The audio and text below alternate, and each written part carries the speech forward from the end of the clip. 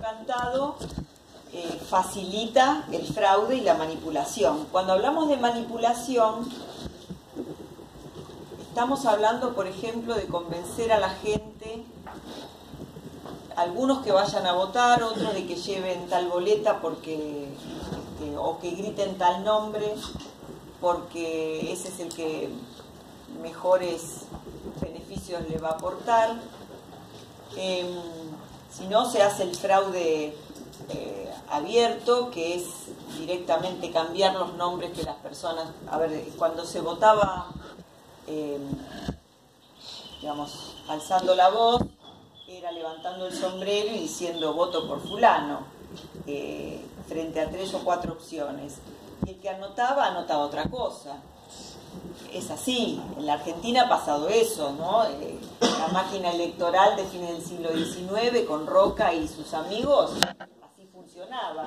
Se votaba en las parroquias, miren, votaba, y esto era casi una copia de lo que pasaba en la Europa de la misma época. Se votaba en las parroquias, votaban los que se enteraban, porque de que había elecciones. ¿Qué tal? Para votar, obviamente, había que inscribirse o empadronarse previamente. Después, muchos de esos votantes eran cooptados por el poder de turno. En el momento, si era alguien rebelde, en el momento que se presentaba a votar, como les digo, levantaba el sombrero, decía el nombre, y lo que se esperaba en esa mesa comicial era que una vez que decía el nombre se diera media vuelta y se fuera. Si el votante se ponía un poco cargoso y quería ver si habían anotado exactamente lo que había dicho, ahí se producía el problema, y entonces había piñas, había tiros, no había nada que garantizara la pureza del sufragio. ¿Está bien? Entonces, esa fue una forma de manipulación. Otra forma de manipulación eran... ¿Censo también puede ser? ¿Cómo? Porque no había censo total de la población. Claro, eso también. No, otra forma de manipulación son, por ejemplo, el voto calificado. Calificar al voto y darle, por ejemplo, como ocurría en Bélgica, doble voto a los que tenían título universitario. Entonces yo lo estoy calificando. ¿Se acuerdan cuando la clase pasada hablamos del voto censitario? El voto censitario es esta decisión: vota el que es propietario. Bueno, si yo le doy el voto al que es propietario y después le doy doble voto al que tiene título universitario, estoy dejando en inferioridad de condiciones al que no tiene ninguna de las dos cosas, ¿no? Bueno, otra manera es, por ejemplo, cómo están armadas las constituciones.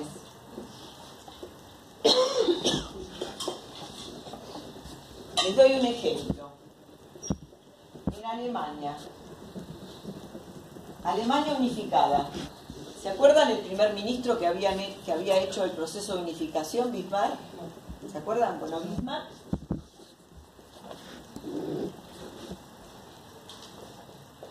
es el que armó la constitución del imperio. Entonces, el imperio estaba armado por un poder ejecutivo ocupado por el Kaiser, que se ocupaba exclusivamente de las relaciones exteriores. El resto del poder ejecutivo estaba en manos del primer ministro, que en este caso era él, ¿está? Y después tiene un poder legislativo compuesto por 2 cámaras. Una cámara alta y una cámara baja. Bueno, miren esto. La cámara alta iba a estar elegida no por voto directo de los ciudadanos, sino por las cámaras legislativas de los estados, como si fueran las cámaras legislativas de nuestras provincias. Quiere decir que ahí ya hay un filtro, porque los que están votando a la cámara alta son los políticos de los otros estados. Ahí ya tenés un filtro. La cámara baja está compuesta por diputados que son el resultado del voto directo. Pero esta cámara baja no puede generar leyes, solamente puede analizar y decir sí o no a las leyes que le llegan, o del Poder Ejecutivo o de la Cámara Alta. Miren, en la Argentina hay un historiador y sociólogo que trabaja en la Universidad Di Tella y en la Universidad San Andrés, que se llama así.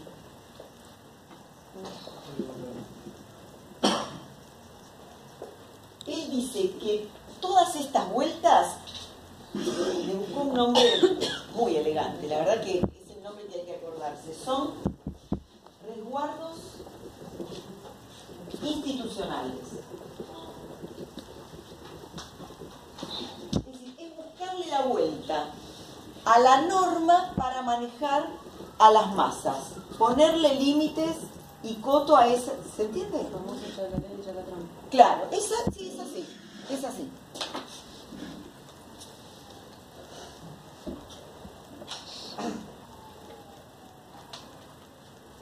Muy bien. Bueno.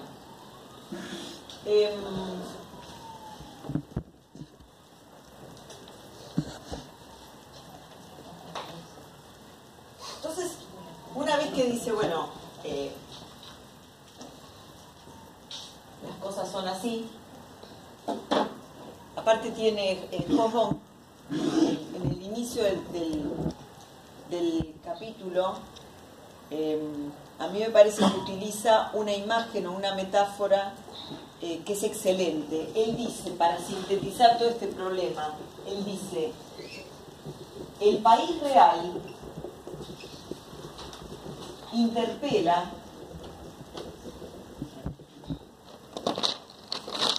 al país legal. ¿Cuál es el país legal? El de la ley, el de la Constitución, el de el voto universal, ¿no? Es ese país que le dio las leyes y los derechos a las personas. Muy bien. Ahora, el país real le dice, bueno, a ver, cumpla.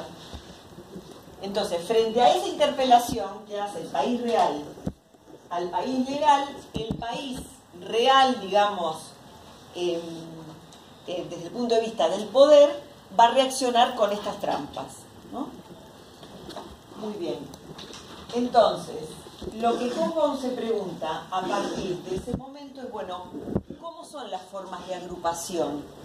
¿Cómo se agrupa la gente? ¿Qué intereses se manifiestan? Entonces, una forma es esta, por clases. Entonces ya vimos una de las clases, el proletariado. La otra forma de agrupación es la pequeña burguesía. Si seguimos en el plano de agruparme, me agrupo con los que son de mi misma clase. Entonces, ya vimos cómo se conduce el proletariado. La pequeña burguesía, ¿quiénes son? Y son los que tienen un pequeño capital, etcétera. Tiene el comercio pequeño o tiene un buffet de abogado que le permite vivir bien sin ser rico, ¿no? Y aspiran a subir. Sí, aspiran a subir, pero frente a toda esta batahola también aspiran a no perder. Y ahí está la fisura o la debilidad por la cual le van a entrar los del poder. ¿Por qué? Porque esta pequeña burguesía le tiene tanto miedo a la revolución, por eso es antiizquierda. ¿Por qué? Porque la revolución promete terminar con la propiedad privada y ellos son propietarios. ¿Está bien? Si tienen un empleado al que le pagan poco y habla en términos de revolución, se le ponen los pelos de punta. ¿Está bien? Entonces la izquierda no les gusta. Ahora, también tienen un problema, que es que si tienen, por decir, una pequeña tiendita y a una cuadra o en la esquina le ponen un gran almacén o una tienda departamental, que empiezan a surgir a fines del siglo XIX, lo que deja a las claras que el gran capital está trabajando con todo, también eso lo perjudica. Entonces, esta pequeña burguesía rechaza a la izquierda y al gran capital, digamos. En realidad, esta pequeña burguesía está más cerca del centro derecha que de la izquierda. Ahora, paradójicamente,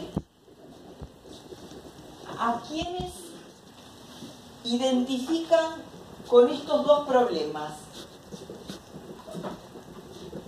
A la comunidad judía, porque en la interpretación que hacen, Marx era de familia judía. Entonces, ellos identifican que la matriz ideológica del marxismo proviene del judaísmo. Entonces, eso, digamos, a apartarlo. Y por otro lado, detrás del gran capital también está la comunidad judía. Entonces, en esa asociación, ¿no?, en ese carácter transitivo que hacen, ahí la burguesía trabaja tratando de generar un discurso prometiendo que el trabajo va a ser, supongamos que esto ocurre en Francia, que el trabajo va a ser para los franceses genuinos, que se va a dar prioridad a los nativos del país, digamos, un discurso, y les digo, yo estoy siendo suave con lo que digo, porque estos cuidados se tienen ahora, después de las experiencias de la Segunda Guerra Mundial, pero en la segunda mitad del siglo XIX, en Europa el discurso antijudío era, pero terrible, terrible, no tenían límites. Esto también me parece que está bueno decirlo para que vean que el nazismo no surge de la nada. No es que surge de la nada, ¿no? Esto ya se viene como macerando en la mente de muchas sociedades. Explotó en la alemana, pero en la sociedad francesa tuvo un germen muy importante. Entonces, la pequeña burguesía por lo general va a votar, digamos, partidos de centro derecha que les prometen trabajo y beneficios para los naturales. Primero están ellos y después los extranjeros. Y al judío se lo considera un extranjero. Otra manera de agrupación, ¿cuál es? La religiosa.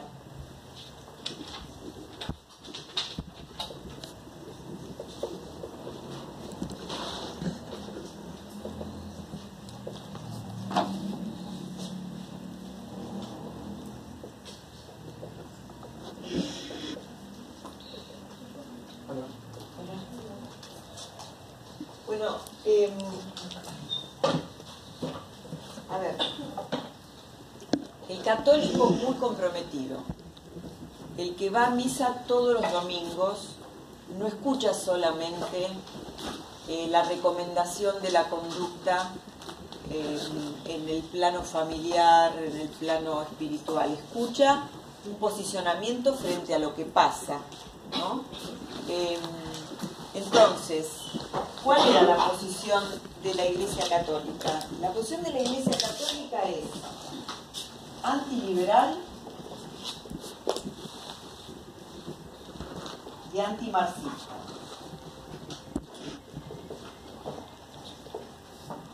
Vamos a ver las dos explicaciones. La Iglesia Católica, ustedes saben que desde siempre tuvo mucha influencia política, mucha influencia en la sociedad. Hoy yo creo que está teniendo menos que nunca, pero ha tenido muchísima influencia social en cuanto a la conducta que había que asumir. Y eso lo manifiesta a través de documentos. La primera gran preocupación que tiene la Iglesia en el siglo XIX es la irrupción de las ideas liberales. Ustedes piensen que las ideas liberales, antes de explicarlo les voy a decir en qué documento deja plasmado su opinión sobre lo que está pasando políticamente. La encíclica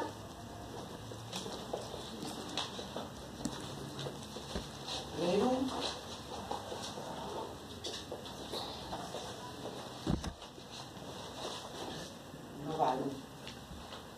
esto significa, esa expresión quiere decir de las cosas nuevas. Y de las cosas nuevas era todo esto, lo que estaba pasando. La irrupción de las masas, la participación política, las ideas nuevas, todo esto es una novedad. Entonces, durante todo el siglo XIX planteó su rechazo al liberalismo. ¿Por qué? Bueno, vamos a explicar por qué. Primero porque el liberalismo quiere apartar a la Iglesia del plano político. Si ustedes se preguntan si los liberales son ateos, no. Ayer lo estaba escuchando a Felipe Piña, que está presentando un libro, está por todos los programas presentando una biografía sobre Mariano Moreno. Ya hizo otra el año pasado sobre San Martín. Hay que matarlos a estos historiadores que hacen un libro por año. Yo no puedo escribir un paper y la verdad, admirable. Entonces, digo de envidiosa, ¿no? Entonces, él que decía de los dos, tanto de Moreno como de San Martín, no eran ateos, son liberales al estilo de su época, creen en Dios, pero consideran lo que yo ya les dije una clase o dos clases antes, que a la Iglesia la quieren apartar del plano de la política. Eso a la Iglesia le significa una pérdida enorme de influencia sobre todas las decisiones políticas, y también en algún momento, cuando los liberales llegan al poder, les significa un recorte sustantivo en la cantidad de tierras que tienen, porque han perdido muchas posesiones.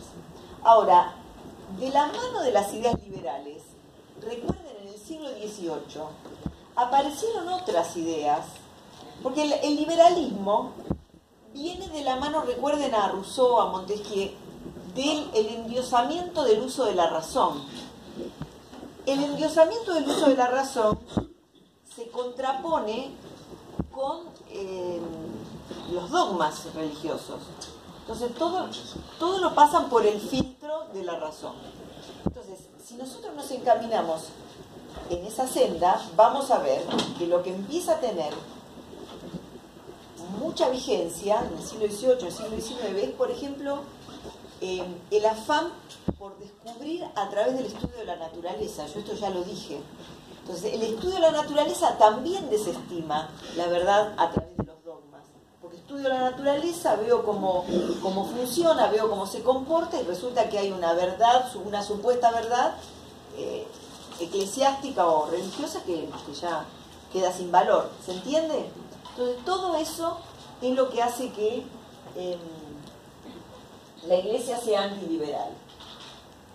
Y antimarxista, por supuesto, porque el marxismo primero dice que la religión, cualquiera sea, es el opio de los pueblos.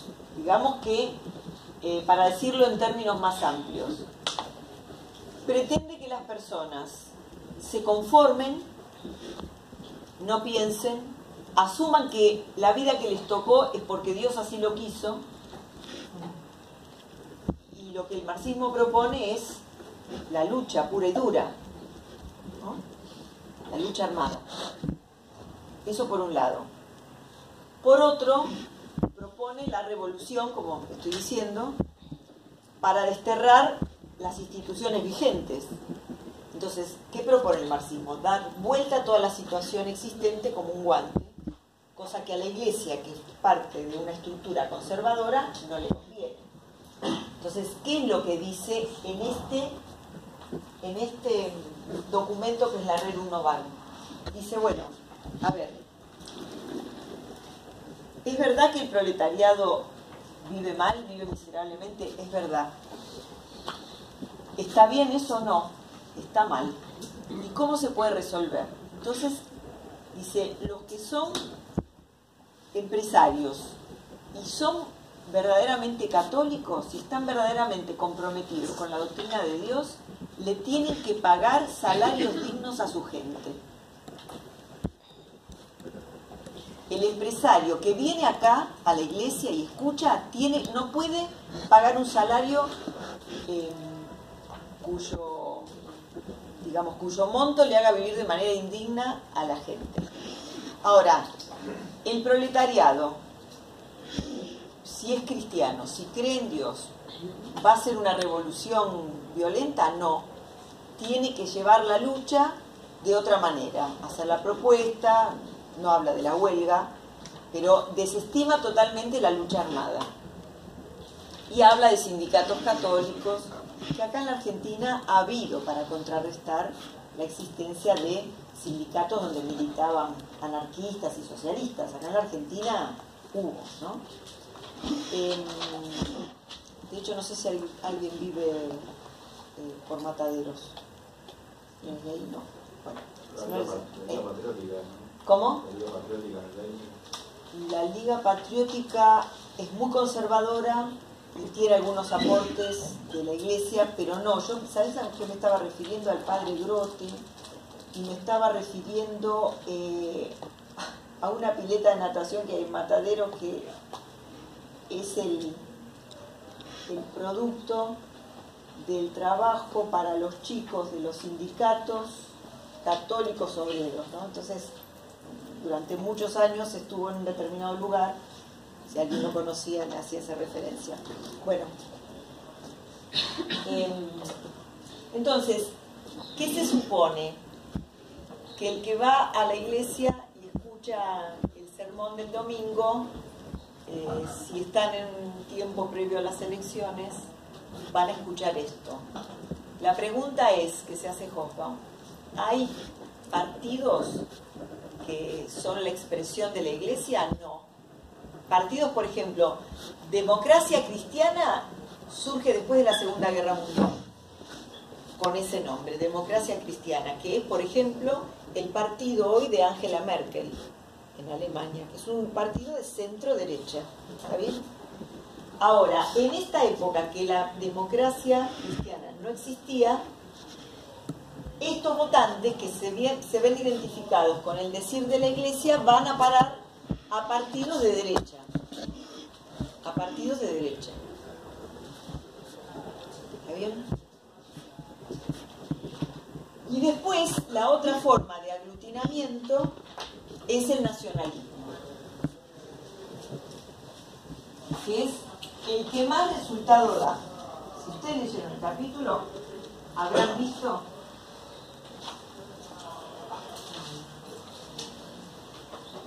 y si no, el nacionalismo.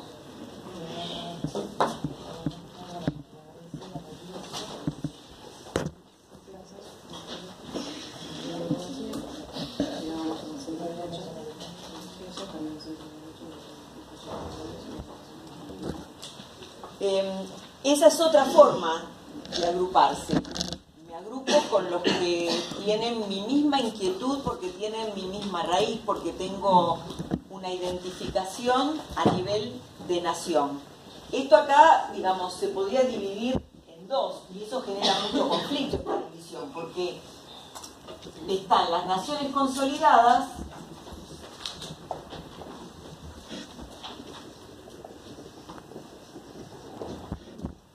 y están las minorías nacionales.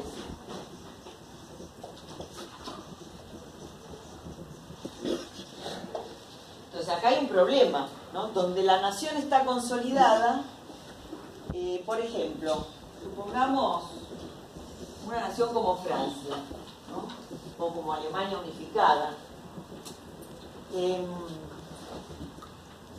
Un discurso nacionalista por parte del gobierno, supongamos el gobierno de Bismarck, le va a decir al votante: si usted se afilia, usted vota a un partido socialista que es internacionalista. A ver, para que otro dato sobre lo que eran los partidos socialistas. El socialismo apela al internacionalismo. ¿Qué significa esto? Significa que el marxismo dice: usted tiene que ser solidario con el de su propia clase, no con el de su propia nación. ¿Por qué? Porque yo tengo proletario y tengo un burgués. Supongamos que sean los dos alemanes. Si el proletario hace caso a su lealtad como alemán, se tiene que unir al burgués, supuestamente en la misma propuesta política o en una similar. Entonces los dos responden a la convocatoria del Estado, sea para ir a una guerra o sea para las elecciones.